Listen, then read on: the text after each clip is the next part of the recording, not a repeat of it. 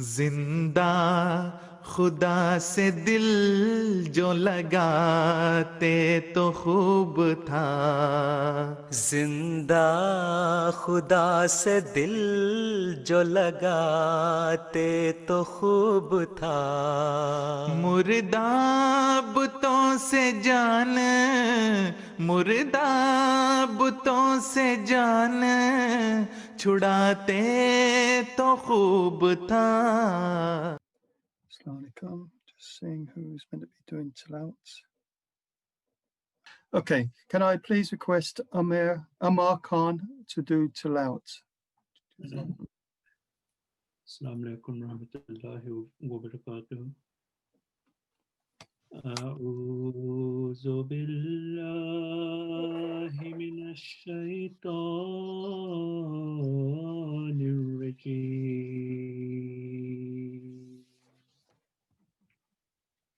بسم الله الرحمن الرحيم.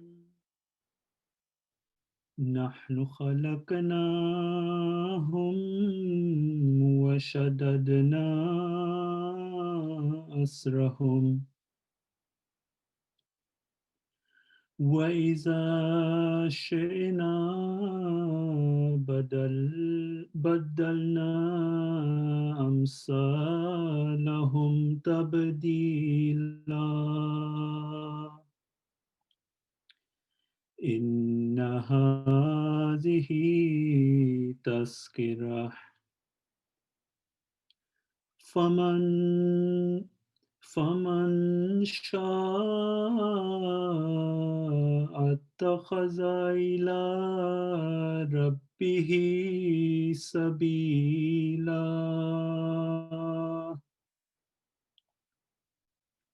وما تشاءون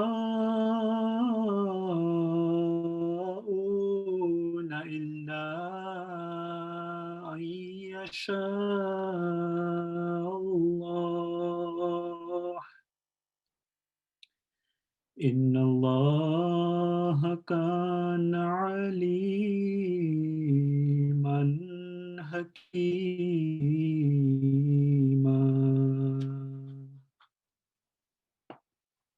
The translation of the verses that have just been recited before you are from Surah Al-Dahr, and the translation is as follows. I seek refuge with Allah from Satan the accursed. In the name of Allah, the most gracious, ever merciful.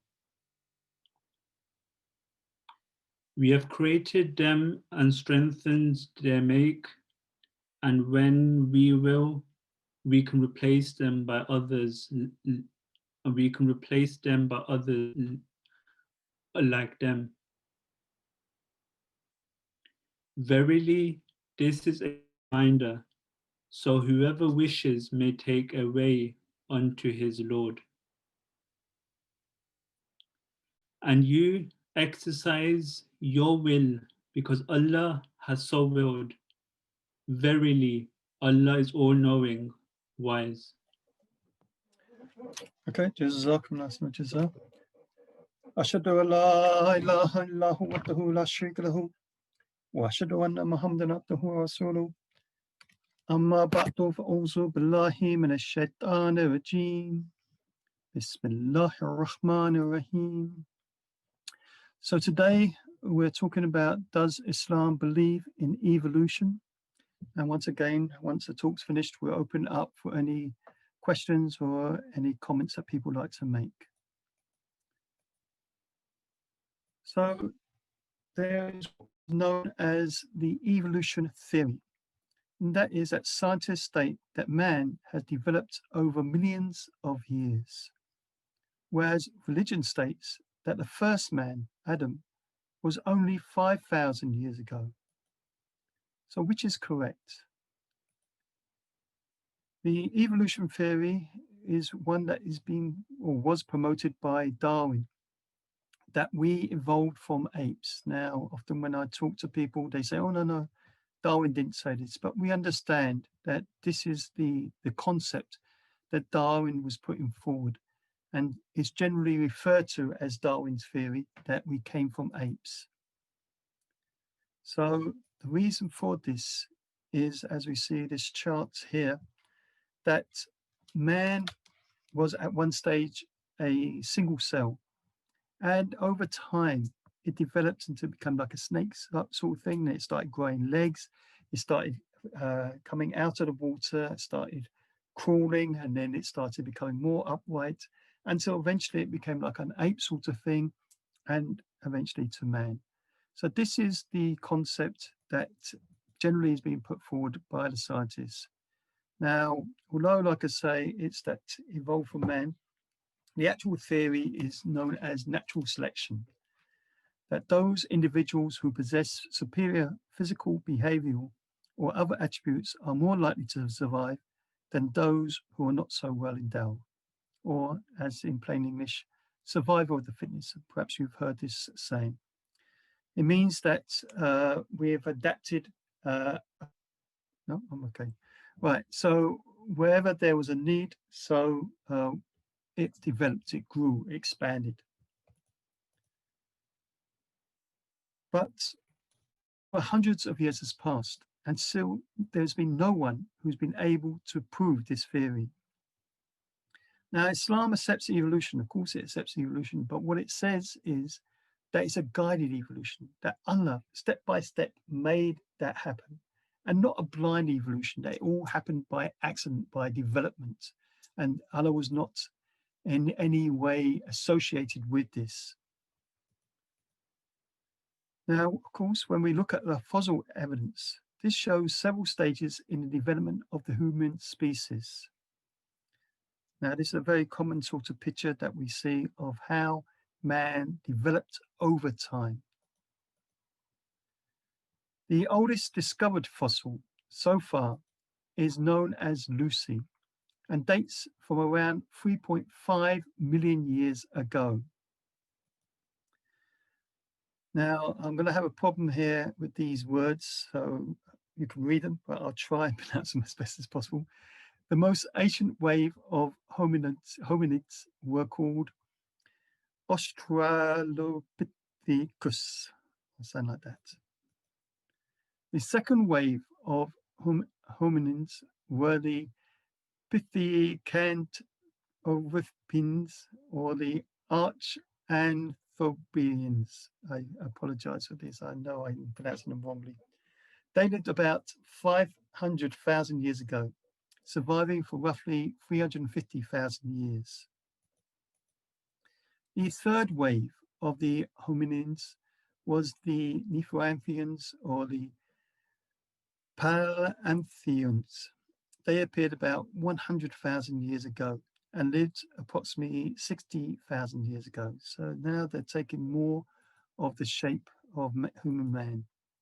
And the final one, and the present, is the Homo sapiens. And they appeared about 35,000 to 40,000 years ago. So still a long way from the 5,000, which generally the religious teachings promote. So here again is a chart of this development of different stages of man until the present modern man. As I said, the Holy Quran actually supports the view that we evolved through various different stages of evolution. But it certainly does not support the view, that we evolved through apes, etc. What the Holy Quran supports is that view that the human species evolved from a single cell stage as a separate species. Allah, of course, is Rabb, and he not only creates, but develops that creation. Now, I usually explain this by explaining about free will, that man has free will. Now, if we'd evolved from the apes or other animals, they too should have had free will. Now, what free will means is that we've got the ability to make choices. We choose what we're going to wear, how we're going to study, and so on and so forth, and we develop from that. Of course, we can dress up an ape or a dog into clothes, but you don't see a dog or an ape go into a wardrobe and think, oh, I think I'll choose that today. it doesn't have that ability to make these sort of choices. The free will is important because that in turn helps us then to develop from a low animal self to a high spiritual self. And so this is why Allah has given this. But as far as I'm concerned, if this was correct, that we had come from other species, then they too should have had free will. But we're the only creation on this earth that has free will. Now, I may have just explained. We're the only question. Yeah, okay. Okay, so I've just explained that. Likewise, the Holy Quran informs us that Adam was not the first man, but the first prophet.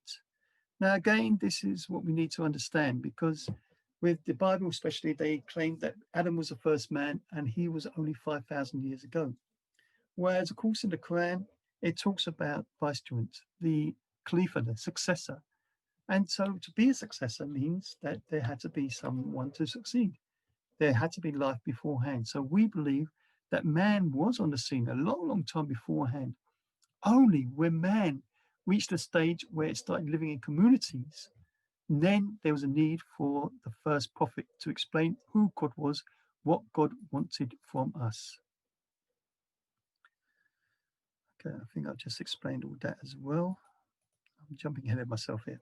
The Holy Quran informs us of how Allah removed one kind of people and replaced them with other people. Some of these relevant verses are, and He has created you in different forms and different conditions. So here is clearly showing that we were different forms and different conditions. At one time was an undistinguished thing. Likewise, the Holy Quran says, and thy Lord is self-sufficient, Lord of mercy.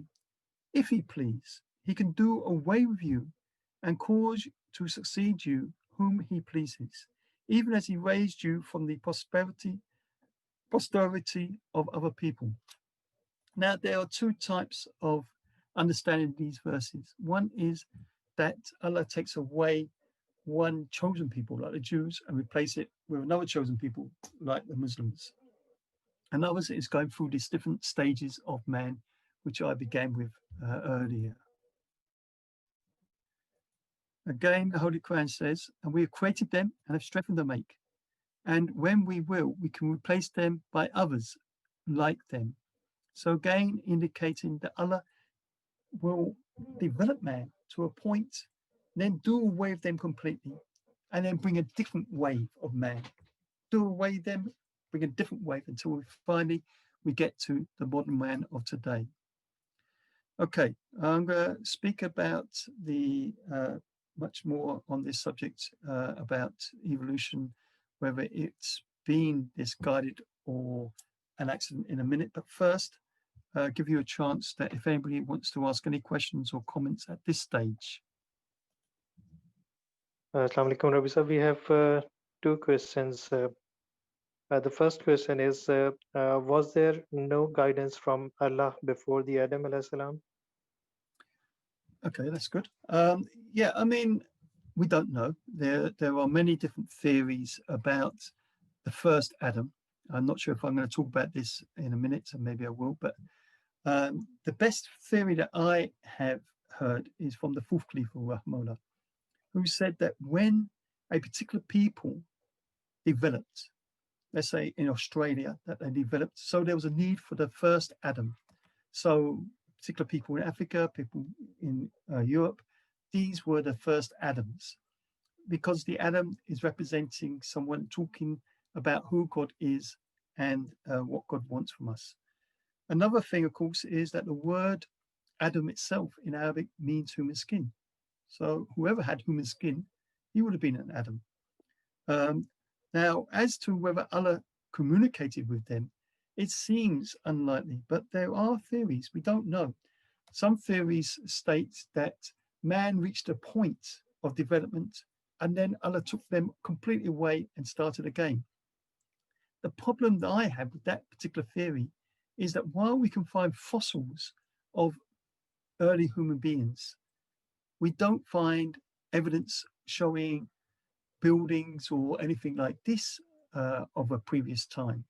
So we don't seem to indicate that development like it's happened in this modern man development. So I don't think God would have spoken to those people, because I don't think at that stage they would understand and have the mentality to develop. I think that really began when man started living in communities, and so Allah sent the first Adam to them. So there was other questions. Yeah, Jazakallah. The second question is similar to, I think you have already answered, but I will read that. Was Adam alayhi salam the first prophet for all of mankind? Yeah, as I said, it depends on which Adam. There is one saying of a saintly person who saw in a vision an Adam and said, "Are you Adam?" And he said, "Which Adam?" And then he recalled the Holy Prophet Muhammad saying that there were thousands of Adams. What did that mean? And so this is why I say there's these theories that we have as to how many Adams there were. And as I said, it could be, as I said, when they first needed the first Adam, first prophet, that particular people had them. Or it could have been human skin, or many different theories are there. So we don't know for sure. We can only go by, obviously, what is being mentioned by the prophets, like the Holy Prophet Muhammad, and try to work out these theories. But Allah knows best. We do know, of course, that in the time of the dinosaur, although it was portrayed in the early films, man was not around at that time.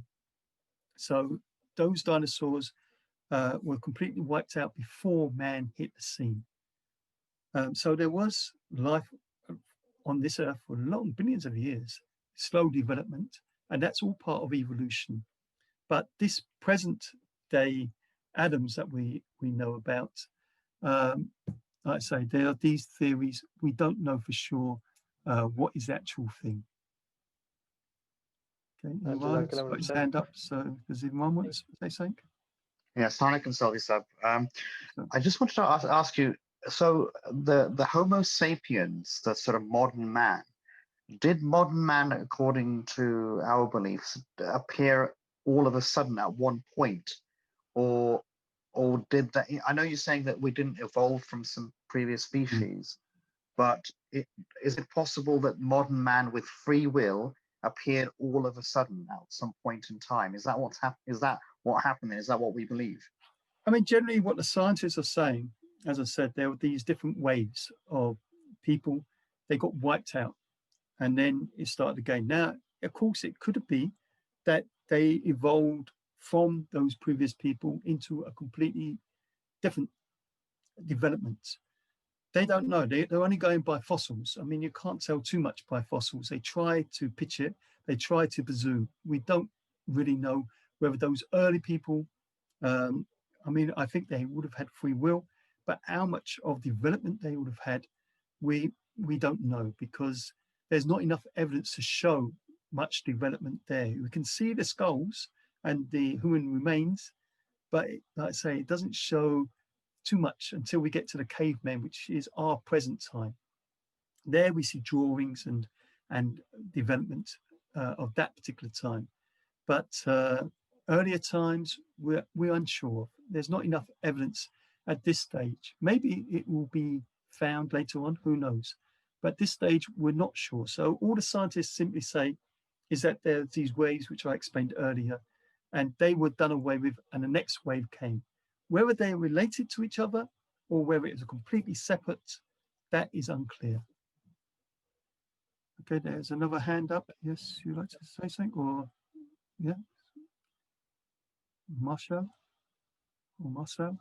Marcel? Not sure how you pronounce that name. You want to say something? So we have some questions in chat. Do you want me to ask those? Yeah, I think that hand's gone. So yes, please. Okay.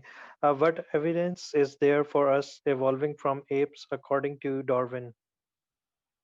Well, it's no evidence, as I said. I mean, this is Darwin's theory that we developed, and I'm going to go onto that in a minute to show the difference between guided evolution and blind evolution. So bear with me. If it's not covered in the next part, please ask the same question, and again, I'll try and explain. Okay, so there's other questions? Yeah, in term of free will, don't animal have free will to in term of what they like to eat or when they want to rest? They have No, a free will to do. it's instinct. They're hungry, they eat whatever they like and things like that. Of course, they've got some abilities, no doubt, and it's quite educated in many ways. We see, for instance, the bee, how the queen bee will go to a particular flower and then all the bees will go there. But this is instinct, and this is the basic human self. If you read about the Prophet Messiah in Philosophy and Teachings of Islam, it talks about these different stages, and that the lowest stage of a human being is just an animal. When we're hungry, we eat. When we're tired, we sleep, and so on and so forth. Then we develop, then we start thinking about what we're eating and when we should sleep, and so on and so forth. And then we come above that to the top stage, the soul at rest. So animals basically, they can't develop. I mean, they're there, but it's the same dog now as it was billions of years earlier. It hasn't evolved in that sort of sense. As they obviously have that fighting, hunting skills, and so on and so forth, these are natural instincts that the animals have. But free will, that's a different thing. Free will is when you make choices and develop your choices, you grow your choice and things like that. That we don't see any evidence in any animal that they've got that ability. So no. Any Jazakallah, others? Rabbi Sahib. Yes, we have two, in fact, three more questions. So this is again with regards to Hazrat Adam alayhi salam. Was Adam alayhi salam 6,000 years ago? I mean, we don't know exactly when Adam came. I mean, that's again presuming. But generally, it's felt around that time. If we're going through what the Quran is saying and what the Bible's saying of Noah and things like that, it indicates it was a short time ago, 6,000 years ago. It wasn't a long period ago. Whether that was the first Adam or just that Adam that's being mentioned, that's a different thing. So we don't know, because obviously there's the story of Adam is really a teaching to teach us about evil and how we can fight against evil. So it's all about showing forgiveness and things like that. It's a story that God is using to bring a teaching to us. Whether that is the actual Adam, whether there's another Adam who was the first Adam, and so on and so forth, that is a different thing we're not so sure on. So we think that, yes, the present modern man, Adam, would have been about 6,000 years ago. But we don't know. Don't quote me on that. Any other questions? Yes, we have two more questions, Rabbi Sahib. If we did not evolve through natural selection, how did we evolve? We evolved, as I said, I'm going to get onto that in a minute, of guided evolution. Yes, we evolved, but not from a same species. Why limit it? You know, God has so much variety. When you look around the world, there's not two things the same. Even identical twins are not the same. Such is the variety that Allah gives. So why does Allah have to be from one single soul? Everything has to come from that. So we say that there were many, many different types of cells. And each cell, one was for dogs, one was for apes, one was for other things, one was for man. And we developed from that. So this is what we say. I'm going to get onto it in a minute as well. But it was a guided evolution. But certainly we've evolved. There's no doubt about that. Anything else? Shall I move on? Jazakallah, it's again, Rabbi Sahib, with regards to Adam alayhi salam. Are the Red Indians and Aborigines Aborigines. related to Adam alayhi salam? As I said, they could have had their own. The Red Indians could have had their own Adam. Aborigines could have had their own Adam. Why are we limited to just one person and then spreading out? Again, Allah can create this. Of course, we understand that the world was somewhat united and then broke up. But when man hit the scene, that was a long time afterwards. So man was already in Australia, North America, and things like that.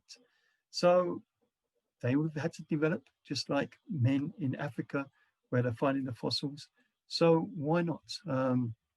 So we don't know, as I said. Maybe, as I said, I like the Fulcliffer's theory, or one of his theories, that each place had their own separate Adam to guide them, to explain these teachings from God. Of course, they're the same basic message, according to their own language, according to their own people, according to their own time. Okay, we've still got a lot to cover, so you can keep asking questions, or you can wait a bit and ask a bit later. It's up to yourselves. Yes, I think Rabbi Sahib, if you can continue, then I will ask questions later. Great, okay. Right, so the next part is, like I say, whether it was or planned evolution. So some scientists believe that man's development was due to mutation. As J. Monod said, the only possible source of evolution has been in the fortuitous accidents that have occurred in the structure of the DNA. They are what is known as mutation. Now, this theory has been rejected by most scientists. One such scientist, Oparin, these names are wonderful, a modern Russian biologist who is a well-known materialist, rejects outright the theory of chance in the formation of life. He has said, the entire network of metabolic reactions is not only strictly coordinated, but also orientated towards the perpetual preservation and reproduction of the totality of conditions set by the external environment. This highly organized orientational characteristics of life cannot be the result of chance. Explains this by giving a relevant comparison to help the layman see the illogicality of theories pointing towards chance. Now, here he has basically got blocks which has 26 letters of the alphabet on them. Now, if you just lifted them up and chucked them in the air and they came down and they made a pattern of a poem, a well-known poem, and it was all correct and everything was possible, that's the sort of chance. Now, basically what we're going to get onto in a second, there came a time in the development of man, which I will speak about. I don't know if it's going to come, maybe it'll come in. Okay, I'll speak about this, make this a bit clearer in a minute. It's going to come in a second, I know. We know that the chemical compounds which form the human body are present to the greater or lesser quality in the ground. So here is a picture of the DNA, and obviously we know that water, dust, clay, and so on and so forth are in part of the body as well. So the Holy Quran presents various stages of development man passed through. Some examples are, I don't know if it's going to come to the point I'm going to make. I'm going to come back to that point anyway. He it is who created you from clay, and then he decreed a term, and there is another term fixed with him, yet you doubt. And surely we created man of driving in clay, of black mud wrought into shape. So it agrees that man passed through these stages, but instead of this being a fortuitous accident, it shows that it was a planned evolution. An example of this is where God explains in the Holy Quran that man passed through a stage of driving in clay, which describes the exact process that the DNA has to pass. The DNA had to leave the water, which is referred to as soup, and be dried by the sun, and exactly in the right moment be returned to the water. Okay, so this is the point that I'm trying to get to now. The DNA, what's it called? The DNA was in this, what we call a soup. It had to come out of that soup, be baked right at a precise second, and then return back to the soup. A fraction of a second more or a fraction of a second later, that process would have been ongoing. Now, the scientists, they know that this had to happen. Why? Because we're here. So it proves that it had to happen. Why does it keep disappearing? Okay, come back. So it had to happen. We know it had to happen. But they use mathematics to show the improbability of this. So that example of the poem with the blocks, if you remember that, is one. The one that I like most is where you get a load of chimpanzees in a room, give them all a typewriter. Eventually, they will knock out the complete works of Shakespeare. If you can believe that could happen, then this step, which is being described here, could have happened.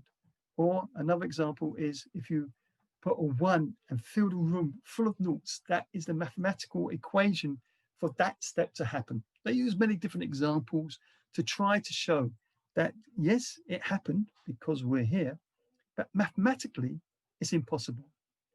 So this is what is being tried to explain here of how it took that step. So as I said, a fraction of a second longer or shorter, this would have been going on indefinitely. But this is what happened. And this is what is also known, I think, as dry ringing clay, that it had to be baked and then come into the soup again. So dry ringing clay. There's many ways of looking at that as well. Here's a soup, the soup that's being described to as well. Now, the fourth Caliph Rahimahullah, in his book Revelation, Rationality, Knowledge and Truth, has spoke about this intensively. I've used 2 points which I like best. So the first is the eyes. Now, every animal got eyes, but the fact is, how did the eye evolve? So the eye is perfect from the beginning. It's a wonderful system, which we, of course, use the camera copying the eye system. But how did it evolve? It had to be there from the beginning, perfect, which shows a creator, not an accident, that it somehow evolved into that. Again, he's used the example of the woodpecker. Now, the woodpecker is a strange bird because it taps away at bark. Now, it's got this sort of sponge on its neck, no, not its neck, on its beak, that enables it that it can rapidly peck away at the wood. If a normal bird did this, every time it taps on the wood, it would break its nose, it would break its head, it would die. So how did it evolve? How did it get that sponge to do this? Because every time the woodpecker would have pecked, he would have died. So how could it evolve? How could it progress? So again, it shows that it had to be there at the beginning, which means it had to have a creator. So these are 2 examples which the fourth Khalifa has used. Please read the book. And he's used many other ways of doing that. Okay, we come to another question and answer. I just want, no, sorry. I just wanted to, oops, come on. Bear with me for a second. Anybody got any questions? I just wanted to, oh, lost it. Okay, we'll keep on there, no problem. Wanted to see if there was any more. So, right. So again, it's open to you for any questions or any comments that anybody else wants to make on this or the previous part of it. So any chats or anything? Not in chat, Murabisa, but we have 2 hand raised. One is from Mishal Saba. Right, So okay. I think she is not here. And the other one was from Tayyaba Munawar Sahiba. I think she's also gone, is she? Mm, Oh no, she's there.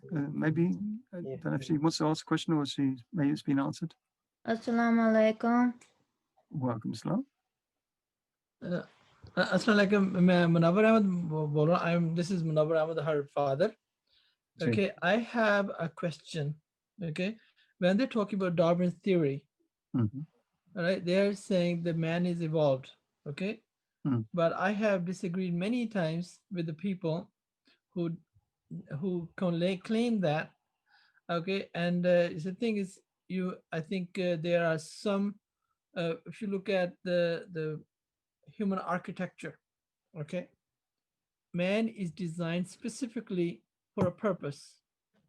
Okay, and hematologists may agree that when this is they also used for tissue regeneration. Let's say when the tissue in the machines, right? If the machine goes bad, okay, and because they dissipate water and replace it with alcohol.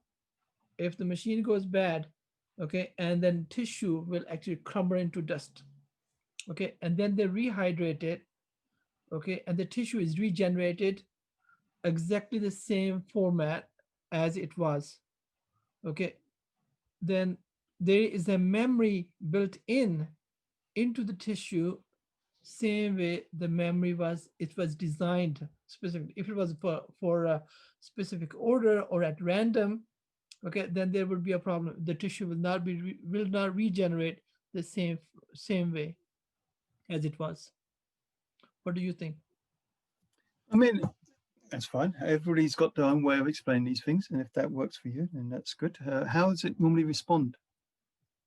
Well, people have responded. The people who are Darwinists, okay, they basically believe that, and they do not accept any other arguments, okay, because they have their set mind, okay, on that, and they, there are some people who will not agree, okay, with any logic that you give once they have set their mind to what one way, okay.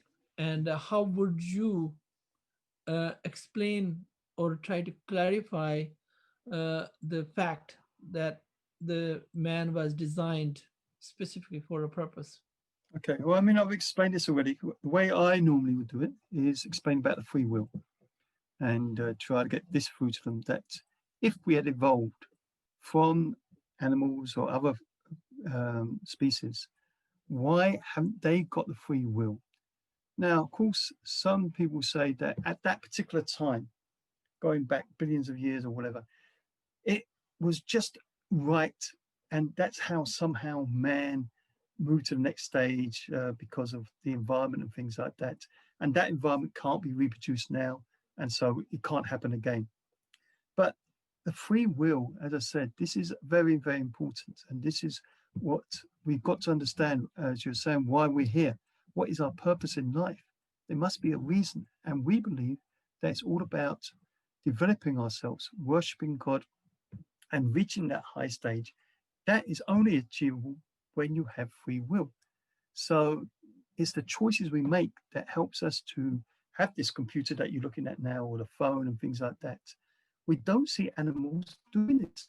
Why can't they make a computer? Why can't they make a phone?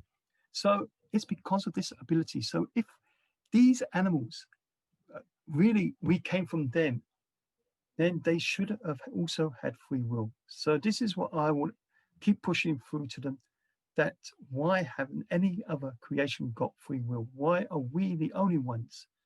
If we came from them, it shows that it's all separate. And then, of course, if there was a creator, then a creator means he creates things, and he's created everything, and it's all perfect. As I said, we've got these examples of the eye of the woodpecker and so many other examples of perfection.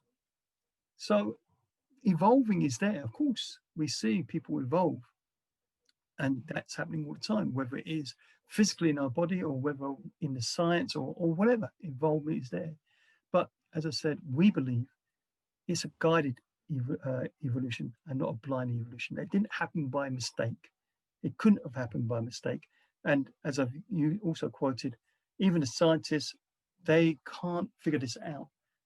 Mathematically, it can happen, but realistically, it's mathematically impossible. How did it happen? It had to happen, but it doesn't make any sense.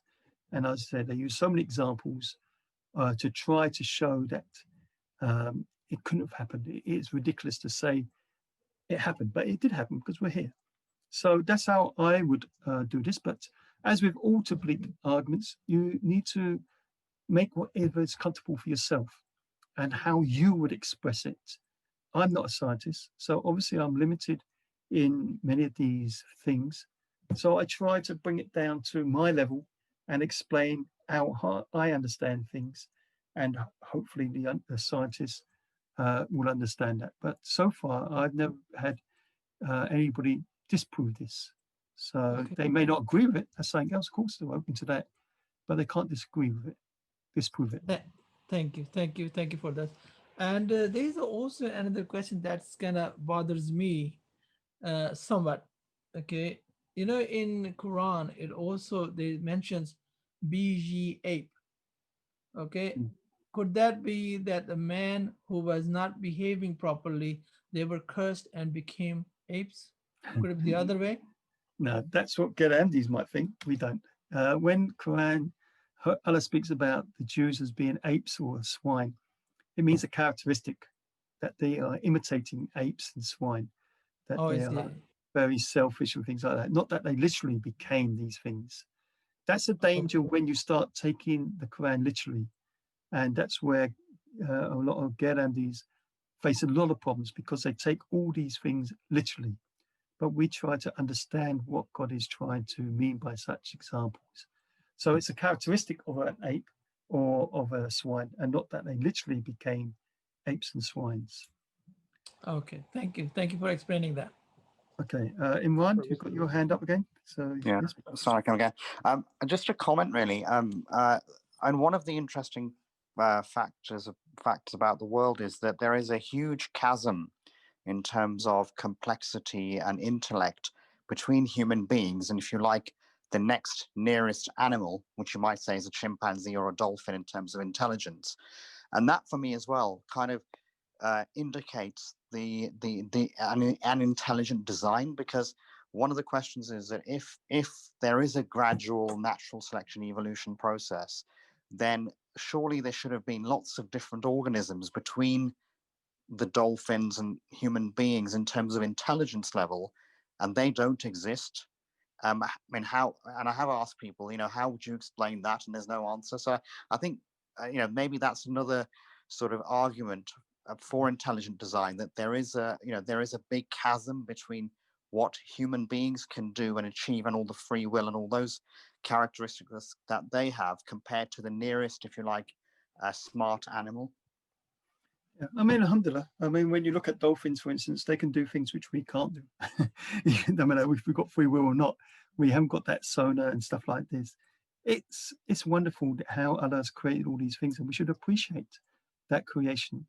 But to try and mess it all up into one, that's a different thing. So yes, like I say, everyone's got their own way of presenting these, and that's a very good way that you have used that. So yes, alhamdulillah. Anybody else got anything they would like to say, or? Rabi sir, we have two questions in chat. I will quickly ask them. Sure. So the first question is, what evidence is there from the Holy Quran that we did not evolve from apes? We did not evolve. Well, as I said, I mean, we use the opening surahs that we got, again shows how man was in different conditions and different forms. But there's nowhere in the Holy Quran which says that we evolved from these. So it's clear there that we were in different conditions, of course. And as I said, there's another verse in the Holy Quran where we was an undistinguished thing. We was nothing. But this all was one stream, if you like, one separate species that was developing. So this is what the Quran supports, that this separate species. It doesn't ever say that we were apes or we evolved from this. This was just Darwin's theory and people like that who felt that we've come from one single cell, and like I say, slowly came out of the land. It goes beyond, obviously, just the apes. Goes beyond, comes out of the land, starts to crawl, starts to stand up, and eventually comes to man. Why? Why is there a need for that? Allah is the creator. He's created so much vastness, so much variety. Why does he need to just say that we are somehow connected to a butterfly or a bee or a fish or an ape? There's no point in that. So there's no support of this in the Holy Quran. It supports that we were separate species developing on our own. Yes, it mentions about the evolution, like I say, going through different stages, but that's the same stage of development, and not that we came from one original cell. I hope you can understand. I'm trying to explain it as easy as I can, as how I understand it. I hope that people understand this. Yeah, You my said next there's another question? Yes, go on. Yes. How can we understand the Quranic verse of Allah's command to the angels to bow to Adam if we understand there to be more than one Adam? As I said, the way I understand this, and this is my own way of understanding it, is why is the story of Adam there in the Bible, in the Quran? Allah could have easily just bypassed that and moved on to the next prophet. Why is he mentioned about Adam, who supposedly has done this evil, this wrongdoing? He's gone against God. Although the Holy Quran states that he didn't commit a sin, but still he went against God. He made a mistake. And to me, when we read these verses and trying to understand them, it's explaining about evil and what happens when we can easily be tempted and do something. We listen to someone, we do something, like Adam listened and did something and went against God, and what to do next. So when we read the Holy Quran, we read, first of all, about the angels, and how the angels question God, that why are you creating this being who all he does is create disorder? Now, did the angels really question God? Can the angels question God? We've got free will. We can question, but angels don't have free will. So we know that the angels can't question God. So how come it's there? How come this question is there? And it's a lesson for us to learn. It didn't actually happen that the angels questioned God, but God has put this in for us to learn that why we've been created when our natural low self is an animal who sheds blood. And then moves on about how Allah taught the names of all things to Adam. And the angels didn't know those things. What was those things? And we again understand that that was the attributes of God. Why didn't the angels know the attributes of God? Is that they have no need. They can't evolve because they don't have that free will. They obey whatever God tells them. So it doesn't matter if God is gracious, if he's forgiving, because they don't need that attribute, whereas man does. So man knows the attributes and can try to call on Allah with these attributes and try to perfect ourselves following these attributes. And so again, this where it's saying about the angels don't know the names of these things, but Adam does. It's a lesson for us to learn. And so the greatest lesson is this evil, this battle of good and evil. God is telling us through the story of Adam about this battle of good and evil and how we can overcome it. That if we do slip, we can turn to God and seek forgiveness, Tawbah, and God can forgive us. So this lesson is being published or is in the Holy Quran and the Bible for us to learn. But actual thing, that's a different thing. So whether that was actually, let's say, an Adam where he was telling us, or whether it was a lesson or what it was, we don't know for sure. So the best way of understanding this is, like I say, it's a lesson to learn from. And the actual time span, that's a different thing. So we don't know about when that happened, who it happened to, whether it happened to many things. All we know is it's a lesson that God is using this example to teach us about good and evil and what to do when we slip, just as Adam slipped. I hope you can understand that. Any other questions or comments or anything anybody would like to say? Jazakallah, Murabbi Sahib, there is nothing on chat. Okay, good. And any hands up? No, I don't think so. Okay. Right. Well, if there's any questions or any subjects that anybody wants to cover, please let us know, and we'll try our best to present how we would present these. And obviously, as I said, with all these subjects, you should learn the best way to present yourself. And the best way, of course, is doing it by Tabligh, but picking up bits which you understand and you think this is a good way of presenting. And that each has their own pattern. So this is how I would present such topics. And I hope it's helped, but it's good for you to find out the best way for you, as we've heard some examples, how they will present the same similar topics. Anyway, if anybody's got any topic they want to discuss, please let us know. Otherwise, please join me in silent prayers. Okay, Bismillah.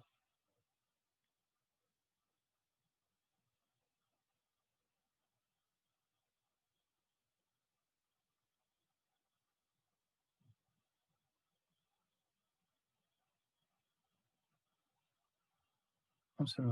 Amin. Okay. Assalamu alaikum. Wa alaikum salam.